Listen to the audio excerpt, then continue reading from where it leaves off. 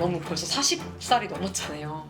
이렇게 해, 저렇게 해라고 하는 부분이 있다 보니까 저희 엄마는 아직도 좀 저를 애로 생각하는 부분이 있고 엄마는 사랑이라고 하는 것을 좀 본인의 입맛대로 만드는 거. 나를 이렇게 못 믿나? 계속 연락이 와요. 집에 갔냐, 뭐 운전하고 있냐, 애기 뭐하냐 감시당하는 느낌? 손녀까지도. 예전에 저한테 했던 것처럼 엄마가 하시더라고요. 소리 지르고 무섭게 해가지고 아기를 얼려서 행동을 고치려고 하는 걸 하셨었어요. 어머니가? 오.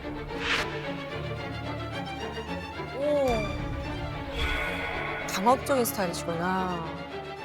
어렸을 때 이제 제가 조금 갑갑하게 느꼈던 것들이라든지 그런 거를 또 느끼게 되는 거예요. 그게 되게 슬프더라고요. 안녕하세요. 저는 43살이고 7살 아이를 전적으로 키우고 있는 워킹맘이자 싱글맘 조영원이라고 합니다. 아, 네, 반갑습니다. 어머니. 저는 남양주에서 온 64살 김춘희입니다. 아유, 네. 반갑습니다. 그럼 엄마가 그 집을 자주 오시나요? 독립했을 때도 어떠셨어요? 처음에 독립을 할 때는 엄마한테 집 주소를 제가 알려주지 않았어요. 아, 아니, 왜요? 왜냐면 어떤 일이 생기거나 좀 연락이 잘 안 되거나 그러면 직접 오실 수도 있고 엄마가 그냥 찾아올까 봐 주소를 안 알려드린 거예요? 네.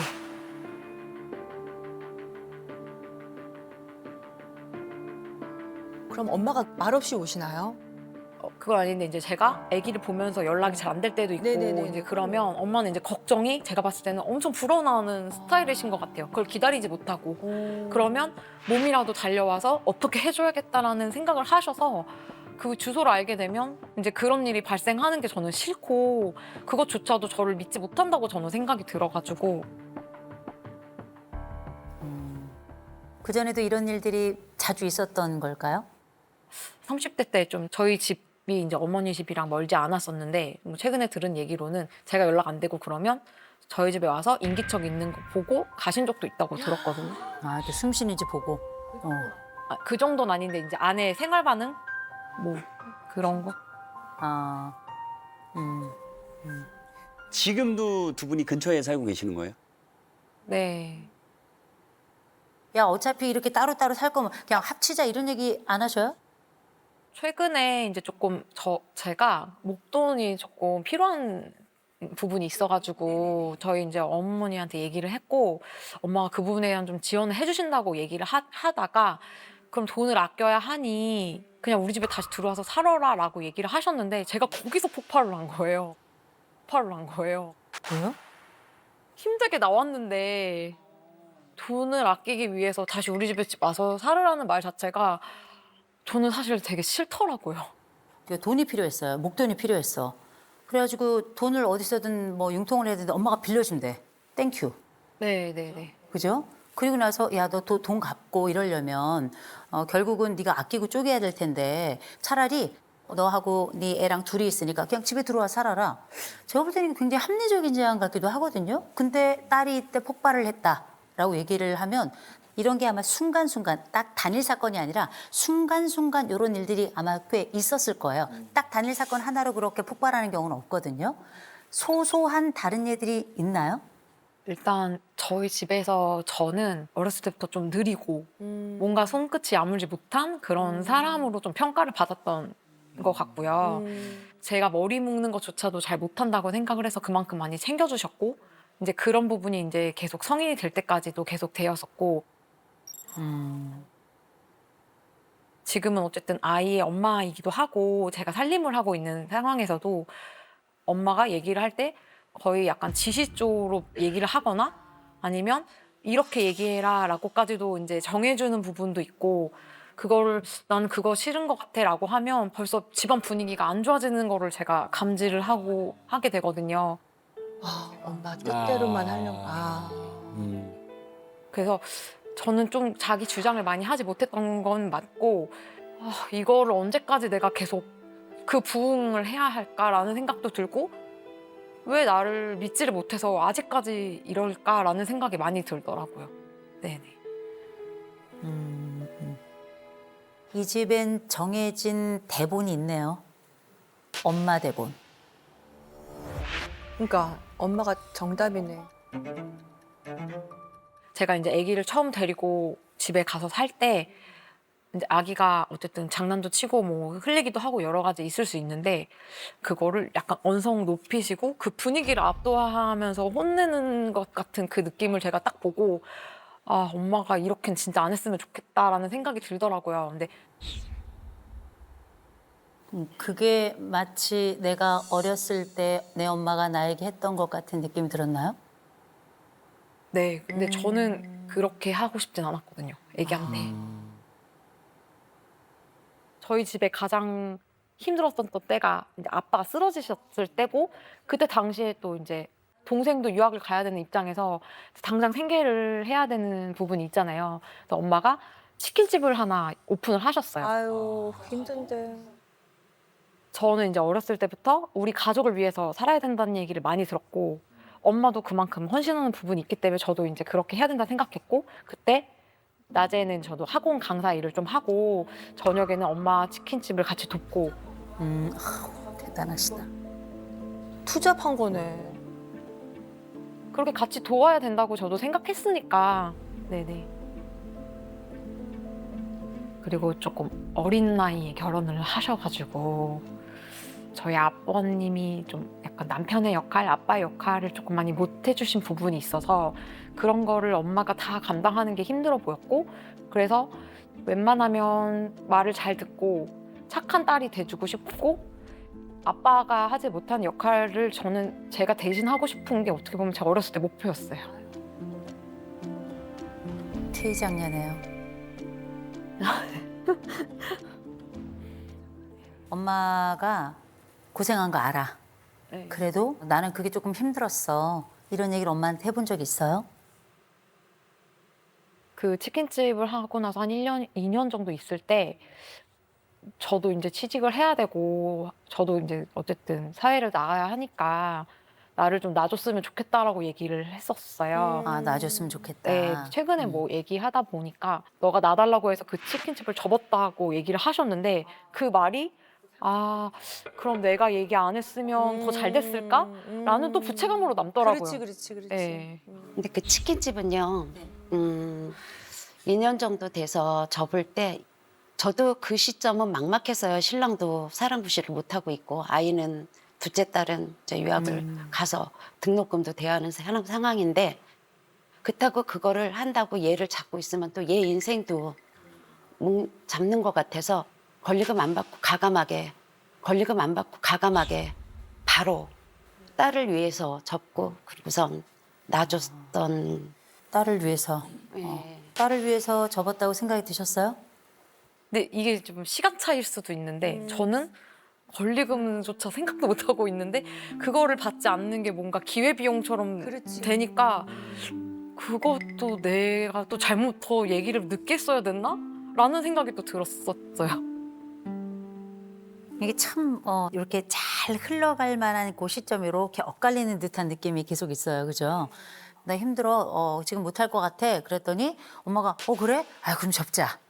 아, 나도 접고 싶었고 또 내 남편도 아팠고 이래저래 조건이 있어서 내가 접어야 되겠다 싶었는데 이게 딸에게는 나 때문에 그런가? 이게 뭐냐면 달리 들리는 거예요. 뭐라고 들리냐면 그거 너 때문에 그런 거야. 이것마저도 나에게는 강압적으로 느껴지는 거죠. 따님 입장에서는. 근데 이런 일들이 지금 치킨집은 큰일이에요. 근데 지금까지 살아왔던 세월의 켜를 보면 이런 일들이 자꾸 그게 꽤 많이 누적돼 있었을 거라고. 그러니까 그게 그렇게 통역이 되는 거거든요. 통역이 되는 건데 그럼 엄마한테 아예 대놓고 엄마, 난 엄마가 하는 말이 좀 이렇게 강압적으로 느껴. 이런 얘기 해보신 적 있으세요? 최근에 제가 성격이 좀 무뚝뚝하고 애기한테 가끔 이제 혼내거나 그럴 때 엄마가 저한테 너무 군인 같다는 거예요, 제가. 너 애한테 너무 딱딱하게 굴고 막 이렇게 한다고. 근데 그 얘기를 한 번 듣고 두 번 듣고 몇 번을 들으니까 아니 이게 난데 내가 왜 군인 같아졌을까라고 다시 돌아보는 거죠. 그랬을 때는 어렸을 때부터 나는 이렇게 살았어야지만 되는 사람이었지 않았을까? 묵묵하게 참고 지켜주고 그래서 나는 이런 사람인데 그 말이 딱 이제 좀 상처로 딱 남아서 문자를 썼어요. 근데 최대한 엄마를 존중하고 싶으니까 존댓말로 해서 그런 얘기 안 해줬으면 좋겠다 이제 했는데 엄마가 답장이 아유 장난친 걸 가지고 너가 그렇게 받아들인다라는 식으로 말을 하니까 또 저는 아 내가 너무 또 진지로 받아들였나? 그 내용이 뭔지 궁금해하실 거예요. 네, 네, 지금, 어떻게 보냈는지 네, 따님 문자가, 얘기가 진짜 맞는 건지. 정말. 자, 따님께서 먼저. 당신이 내게 몇 번 뱉었던 군인 같은 한마디 평가가 내게 살아온 생존 방식에 대해 부정당하는 느낌입니다. 당신이 내게 몇 번 뱉었던 군인 같은 한마디 평가가 내게 살아온 생존 방식에 대해 부정당하는 느낌입니다. 이게 말투가 저런 그렇죠. 그렇죠. 본인이 원해서 희생했다면 그것으로 만족하세요. 그걸 받음으로써 부응하거나 길에 충족하는 사랑이라면 받고 싶지 않습니다. 이거 무슨 어디 엄마한테 보낸 거예요? 아니면 뭐 엄마한테 보낸 거예요? 야 이거 엄마한테 보낸 거 같지 않은데. 그러니까 굉장히 받고 싶지 네. 않습니다. 네. 그랬더니 어머니께서 음. 내가 너가 될 순 없지. 아무런 감정 없이 장난스럽게 한 말이 매사에 상처를 주는 것 같아서 말을 줄이고 조심하는데도 너의 감정을 건드렸네 하면서 우세요. 그렇죠. 아, 네.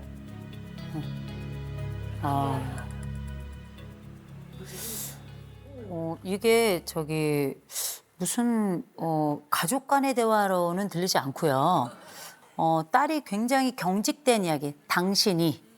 그러니까 이거는 이제 너 이런 게 아니라 이제 2인칭, 극존칭인 거죠. 당신께서 이렇게 말씀하신 건데 말씀은 그렇게 하지만 사실은 굉장히 격앙된 문자거든요. 하지 마, 오지 마, 선 넘지 마, 아무것도 하지 마. 이렇게 들려요. 그때 엄마가 그래요? 알았어. 안 할게. 이렇게 들리거든요. 저희가 지금까지 들었던 이야기를 좀 생각해 본다면 이 어머니는 이거보다 더 강력하게 얘기하는 게 맞는 것 같은데 너 왜 그렇게 이야기하니? 너 그렇게밖에 못 배웠니? 내가 어른인데 너 이렇게 답을 해야 되는 거 아니야? 마치 강압적 엄마라면 이렇게 대답해야 될 것 같은데 지금의 문자의 흐름을 보면 오히려 딸이 훨씬 더 강압적인 것 같아요. 제가 이제 좀 노처녀로 결혼도 안 하고 막 이렇게 있을 때 저한테 그런 얘기를 하시는 거예요. 어디 가서 진짜 돈 주고 남자를 사올 수 있으면 사서 너 남편을 만들어주고 싶다 막 그런 얘기를 하셨어요. 그러니까 아 연애도 내가 하는 거고 결혼도 내가 하는 거고 모든 게 다 난데 왜 엄마가 이렇게 다 해주려고 하지? 그냥 다 싫구나. 네, 다 싫은 것 같아요. 엄마가 해주는 거 이것도 싫고 저것도 싫어요. 그죠? 딸 얘기를 들으시면서 할 얘기가 진짜 많으셨죠? 제가 결혼해서만 힘든 게 아니고 어렸을 때 자라오면서도 엄마의 보살핌을 받아본 적이 없었어요.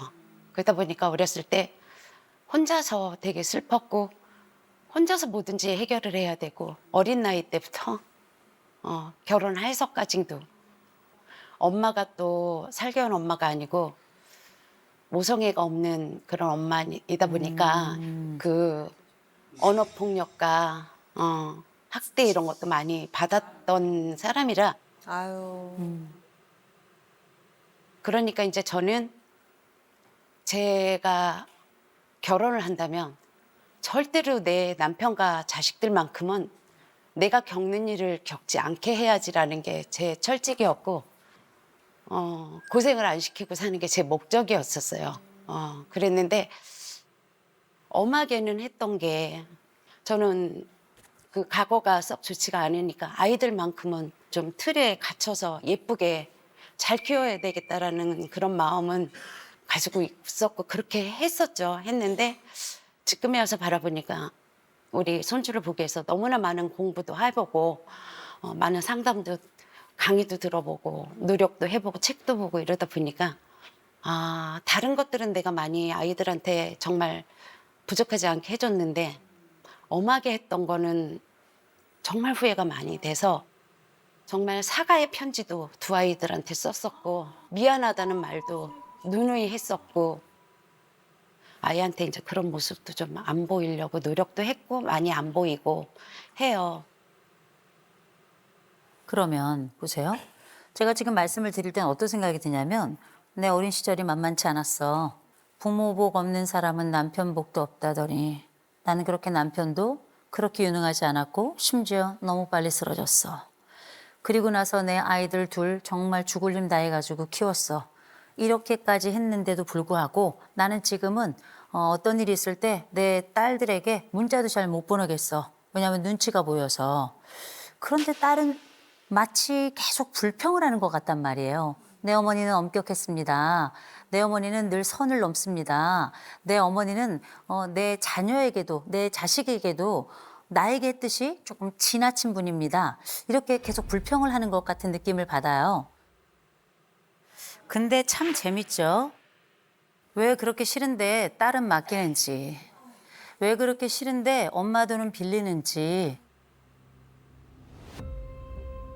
아주 멀리서 객관적으로 보죠. 이 딸은 어떤 줄 아세요? 딸 맡기면서 불평하고 경제적 혜택 보면서 싫다고 말하고 아무것도 안 하면서 괜히 의무감은 커지고 이렇게 느낌을 줄 수 있단 말이에요. 그러나 이건 누가 잘했고 못했고의 문제가 아니라 딸은 오랫동안 가지고 있던 뭔가 해야 된다는 이 K장녀가 가지고 있는 심리적 부담감을 안고 있는 게 맞아요. 그래서 그런 거거든요. 그러면 딸만 그러냐? 참 엄마도 희한하죠. 그렇게 싫다는데 싫다는 데를 왜 그렇게 붙잡아 놓고 싫다는데 자꾸 들어오라 그러고 그죠? 왜 그럴까? 이런 걸 우리가 심리적 융합이라고 부릅니다.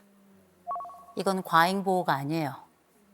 과잉보호는 엄마가 어린아이를 지나치게 돌볼 때 과잉보호라고 하는데 이 집은 K장녀로 살아간 이 딸의 얘기를 들어보니까 엄마가 지나치게 이 딸을 보호해서 아무것도 못하게 한 건 아니고요.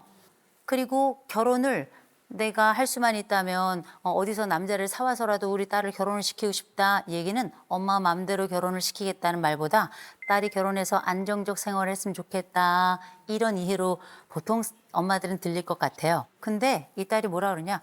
나 이 말도 듣기 싫어. 나 저 말도 듣기 싫어. 왜? 나는 늘 피해자였으니까. 힘들었던 부분도 분명히 있어요. 딸로서는 최선을 다했고 개인으로서는 아쉬운 지점이 분명히 있었을 겁니다. 그래서 지금 이 딸이 요청하는 게 뭐냐면 분리하고 싶어요. 네. 이젠 독립하고 싶어요. 제가 말씀드릴게요. 하세요. 왜 안 해요? 충분히 할 수 있는데 엄마가 발목을 붙잡는다고요? 맞아요. 엄마 발목 붙잡아요. 엄마가 왜 자꾸 들어오라 그래? 간단해요. 엄마는 어떻게 살았는지 제가 물어보지도 않았는데 어렸을 때부터 얘기를 막 하더라고요. 하나도 안 궁금한데 왜 그랬을까요? 저희가 오늘 처음 들은 이 엄마의 과거는 딸은 여러 번 들었을 거예요. 맨날 들었어요. 지겹게 들었을 거예요. 순서도 다 기억해요.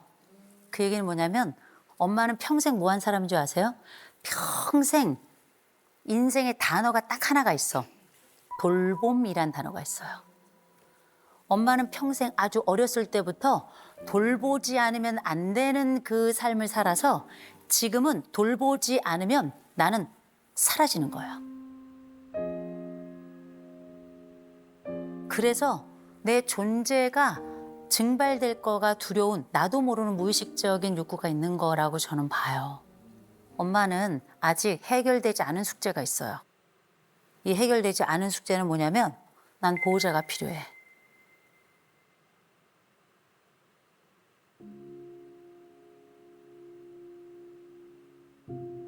전 이런 얘기를 쭉 들으면서 어떤 생각이 들었냐면 이 엄마라는 이 여자는 누가 돌봐주나. 평생 이 여자에겐 보호자가 있었나.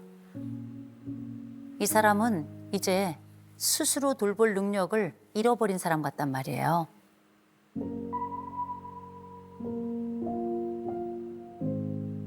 평생 난 한 번도 내 보호자가 없었단 말이에요. 내 보호자가 없어서 내 옆에 있는 사람이 그냥 보호자야. 아무것도 안 해도 돼. 내 옆에 있기만 해. 내 감정의 보호자, 내 정서의 보호자, 내 기쁨의 보호자. 그게 우리 딸이었어요. 그리고 이제는 내 딸을 꼭 닮은 손녀가 있어요.